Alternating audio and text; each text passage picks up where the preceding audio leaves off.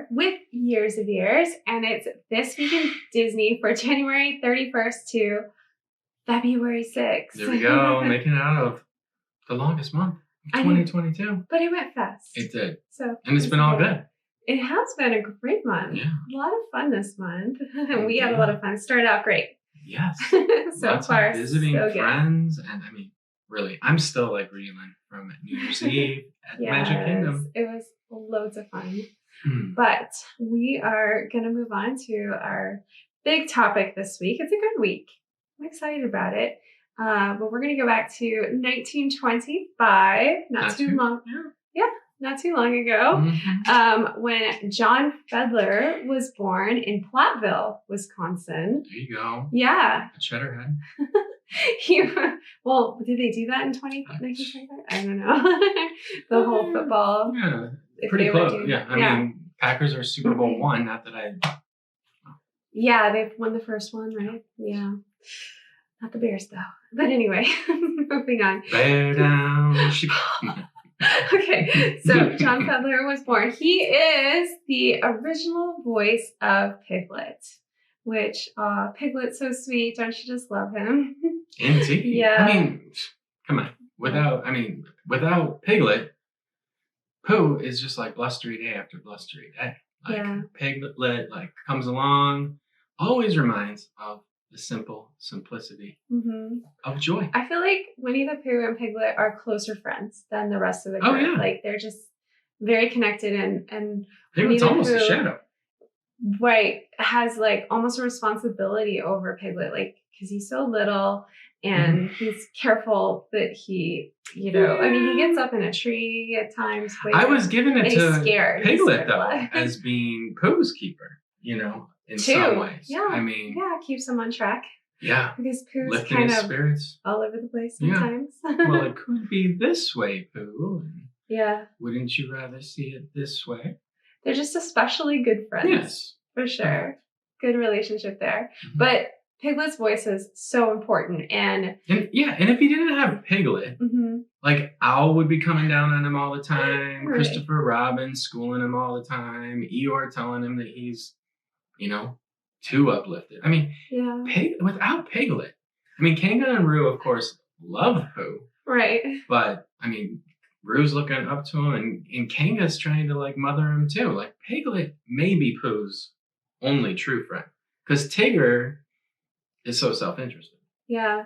But that's kind of true in life. Like, you don't usually have tons of really close friends. You usually have one or two of those. Is Piglet friends that get you. Soulmate?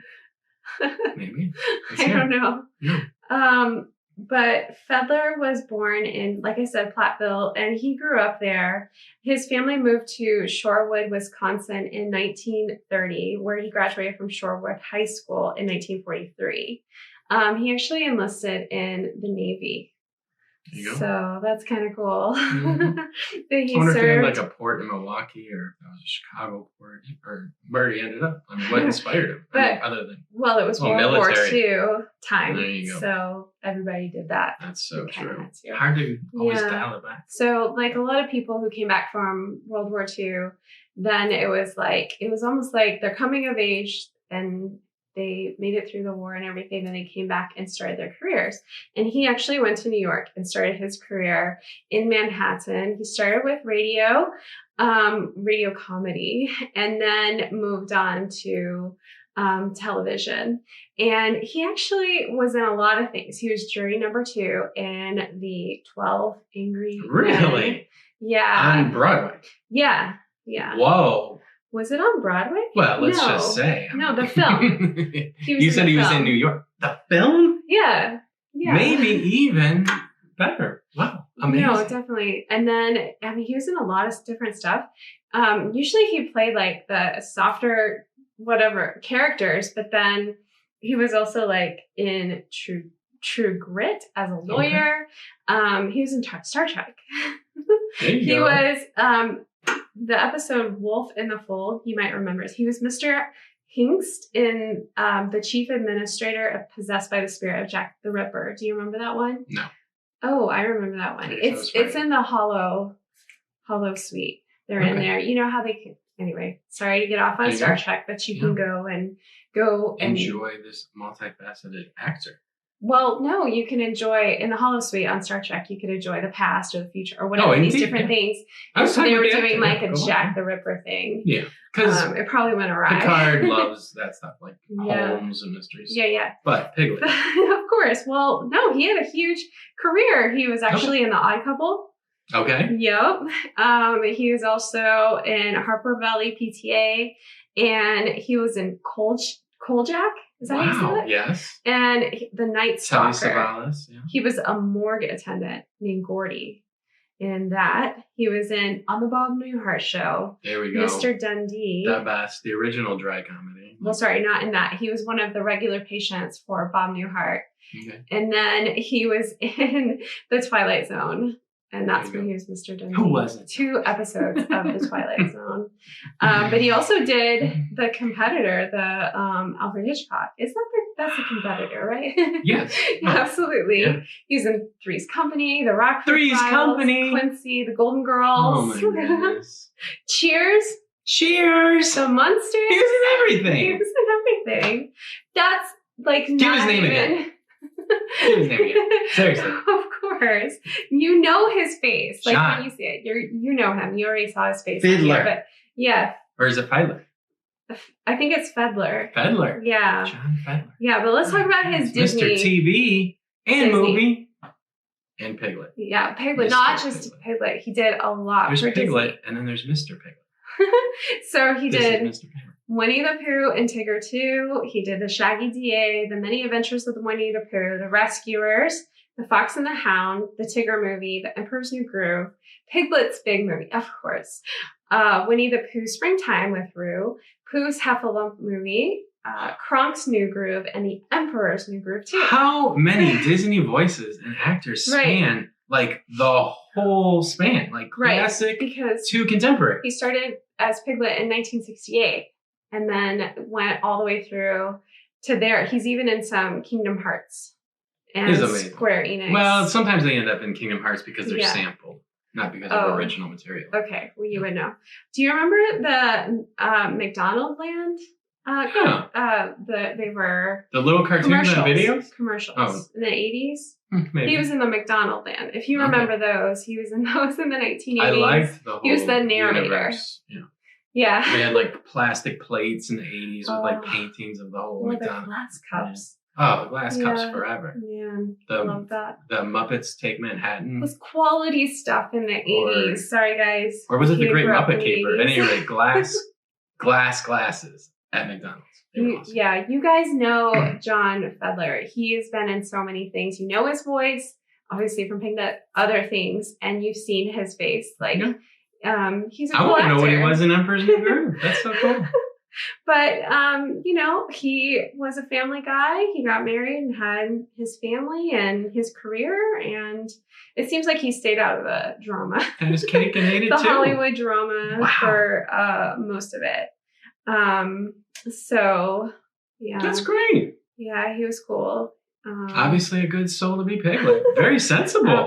Absolutely. Very kind. Too bad. And adventurous. I wasn't able to find a ton about his family. I like to find out about people's family life and all that, so I can find so much. But I want to hear what you guys think. And he's Thank you. Loved Piglet. And I love the pink ears. Absolutely, had to. Piglet worthy. But we'll move on to the rest of This Week in Disney, starting with January 31st. And by the way, I don't think I said his birthday was February 3rd. Okay. So happy birthday on February 3rd. But anyway, January 31st, 1978, Disney animators Ollie Johnston and Frank Thomas, there you go. 2 of Walt Disney's 9 old men, they retired together. Okay. Yeah, but they will both author several books together, give lectures, consult on many film projects. Mm-hmm. So these guys are like best friends. Favorites. The most recognized name right now. I mean, with Disney Plus, Frank and Ollie movie. I mean, everybody knows them. Frank and Ollie, but like the Sherman Brothers and Bob Gurr. Of course. Yeah, I'm just thinking as animators. Sure. Marty Scalera. I always think that. Sorry. Okay, then moving on. Okay, this happens like all around the Super Bowl season. And I remember this as a kid, people used to say this. They actually continue to say this up until, this year. Everybody says this when they win the Super Bowl. So this year, I picked this one from my grandmother. No, this is awesome. Because she's a Cowboys fan. Mm-hmm. And so I thought, I'll just say, and so we don't have to fight about teams, we'll just say I did this for Cowboys because of my Nana. Yeah. But anyway, 1993 at the Super Bowl no. in Pasadena, Dallas Cowboys quarterback Troy Aikman. I'm pretty sure my Nana loved him. But anyway, was he a Cowboy? Yes. Declares, I'm going to Disneyland after his team's 52-17 win over the Buffalo Bills. Right. That was a big. Yeah, he almost got it right. 52-17. Yeah. So they were smashing them. There you go. Yeah. He was going to Disneyland though. But we love him. Well, okay, so everybody says Disney World. And they do now all the time. And that's the commercial. If you say, I'm going to Disney World. They say it when they win the Super Bowl, like every time almost. It would almost be like, why aren't you going to Disney World? They didn't say it. Do they even have to go? They just say it. Oh, they're always here. They do a little parade. Yeah. Sometimes. Yeah. Okay. And then we're going to move on to February 1st. So this is the assignment portion of the week because I realize I'm giving you guys assignments, really. Okay. So this is kind of like neat because it's 2 years in a row on February 1st. So 1925, Disney's Alice comedy, Alice Gets Stung, is released. This was the last time actress Virginia Davis is going to portray Alice. There we go. So we talked about the new actress last week. This is the last time. Margie Gay. So then a year later on the same day, the Alice comedy, Alice's Little Parade, is released. So what I thought would be cool for you guys is to go look, because they're exactly a year apart, and go look and see the change in animation styles. There you go. So it's a little tighter example of what was happening in this early Disney animation. Yeah. And I think it's very interesting, actually, because the first one I kind of like more than a year later. Tell me what you guys think. I just think that, to say the 1926 one, they had to remaster that one. It wasn't in good condition, but I still think the Alice comedy from 1925 with Virginia Davis is better. But that's great. Go check it out. Tell me what you think. And then moving on to February 2nd, this is really important. Celebrating 50 years. Another 50. Yeah, another 50. But this didn't happen. This happened more than 50 years ago. In 1967, Roy O. Disney outlines his late brother's plan to build a theme park. So this was February after Walt had passed away, December 1966. Then they're ready to work on his brother's plan. And so the Florida project. Right. They took a little bit of time, but it was time to, see his brother's dreams come true on this. And so it was to build the park and the world's first futuristic metropolis, or EPCOT, when Disney Productions announces it will build the world's first glass dome city in Central Florida. That was originally the plan, a glass dome city. It's incredible. Yes. Can't even imagine. Yeah. So they have the movie that's narrated by Walt Disney, which we've seen. It's termed by officials as Walt's last film. Project Florida, a whole new Disney World, premieres at Park East Theatre in Winter Park, Florida at 2 p.m. Where it's screened for the business and government figures. In some ways, we still got some of that glass dome city architecture in the land and in the structure of Spaceship Earth. Some of the design elements held true. So we still get to appreciate. So that was Tony Baxter who designed those. So I don't. So we got that stuff, but But there's so much artwork from that time period of Dome City, so you can see what it could have been like. But man, I'm so glad it is what it is. And it was a first. I don't think that Walt's intentions were just to do this in Florida. I think his intentions were to go expansive with this. It was going to be a futuristic city plan. I think he was... Imagine the monorail going in and out of the glass dome. I think he was going to transition into something different. I think he was going to start working on city plans and working on getting involved in things that he had never done before. Right. That's the kind of guy. I mean, going back to like, we're just talking about the Alice comedies and watching that progression to like what happened with Mickey Mouse, then film, then live action, then building parks. He was always trying to do something new. This was big and this was new. And I think a lot of us all feel the same way. Like, what would it be like if he was still alive? Very interesting, because he would have made this happen. He really would have. All right, moving on. 2006, Disney announces that the Disneyland and Disney World Pirates of the Caribbean attraction, no, will be undergoing a makeover. This is when they added in 2006 all the movie elements to the rides, which they have slowly been taking out. What? They add them and then What are we going to do whenever people are like, hey, it's Johnny Depp? I mean, they haven't taken Johnny Depp. Yeah. That's the only movie out, and Barbosa. They haven't taken those animatronics, but there's little things like the mermaids aren't there. Blackbeard, the waterfall mist. Because people wanted the original ride, they say. So, which is fine. Anyway, in 2006, that's when all that started. And then moving on to February 3rd, another assignment to go watch. If you haven't seen 1931 Disney Silly Symphony Birds of a Feather, so then that would be 5 years after the Margie Gay Alice comedy. So you can kind of look at the animation, but this is still a black and white Silly Symphony. I think this is impressive. I mean, I was watching it and it was like, wow. They take music, they take, animation, but they tell these interesting stories with these silly symphonies. They're so impressive because they're not actually telling a story, but the animation tells the story. It's so cool. I love it. But it's all about what birds are about, and it gets a little intense, actually. So go check it out. Go flock together. And then 1945, Disney's 9th feature film, The Three Caballeros. The Three Caballeros. The Three. Oh, man. Don't, like, seriously, I don't think I could take Coco being in there, but if it happens, it happens. What? Yeah. I love We love Three Caballeros. Do you guys like Three Caballeros? Please say you do. Let's do polls. And I don't even know that they could handle the line for Coco. Like, if Coco opened up, they'd have to have one side for the line coming out of the plaza and the other side for people to move. It would go out of Mexico. What do you guys think? Maybe they should put a Coco thing on the side there. But the Three Cabs. Yeah, Three Caballeros. Would you guys like this film? Because originally it did not do well. And Los Cabelleros.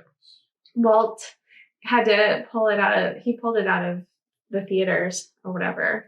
But it actually got to Academy Award nominations because it's really good. Yeah. You never know. Like, it was a weird time. It was after the war and all that stuff. So it had bad press reviews. Yeah.